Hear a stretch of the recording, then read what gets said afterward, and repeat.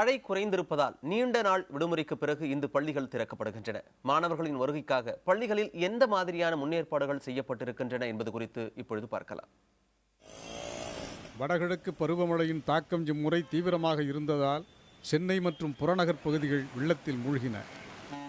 November 10ஆம் தேதி தீபாவளி பண்டிகைக்காக பள்ளி கல்லூரிகளுக்கு விடப்பட்ட விடுமுறை தொடர்ந்து பெய்து வந்த கனமழையின் காரணமாக 25ஆம் தேதி வரை நீட்டிக்கப்பட்டது.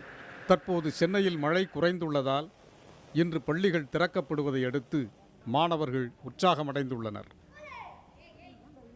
இங்கே மழை பெஞ்சதுனால எங்களுக்கு ரொம்ப நாளாக லீவ் விட்டுட்டாங்க. ஆஃபலி எக்ஸாமினேஷன் வேறு கிட்ட வந்துருச்சு. நாங்கள் லீவில் கொஞ்சம் சந்தோஷமாக இருந்தாலும் லெசன்லாம் எங்களால் ப்ரிப்பேர் பண்ண முடியல. அதனால் சீக்கிரமாக ஆஃபலி எக்ஸாமுக்கு நாங்கள் சீக்கிரமாக ப்ரிப்பேர் பண்ணி படிப்போம். ஸ்கூல் லீவ் விட்டதால் கொஞ்சம் ஜாலியாக இருந்தது. இப்போ ஆனால் ஸ்கூல் வைக்க போகிறாங்க. ஆனால் படித்து ஆஃபலிக்கு முன்னாடி நாங்கள் நல்லா படித்து மார்க் எடுத்துருவோம் அப்படின்னு.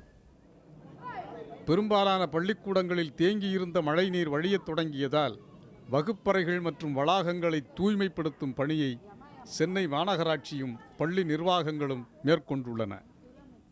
பள்ளி திறக்கும் பட்சத்தில் பள்ளியில் மாணவர்கள் பாதுகாப்பாக கல்வி பயிலும் பொருட்டு மாநகராட்சி நிர்வாகம் எலக்ட்ரிஃபிகேஷன் உட்பட நல்ல ஏற்பாடுகளை செய்து தந்திருக்கிறது. ப்ளீச்சிங் பவுடர் மற்றும் கொசு மருந்து எல்லா அறைகளிலும் அடிக்கப்பட்டிருக்கிறது. சென்னை மற்றும் புறநகரின் சில பகுதிகளில் மழைநீர் இன்னும் வடியாததால் இன்று 24 பள்ளிகளுக்கு மட்டும் விடுமுறை அளிக்கப்பட்டுள்ளது.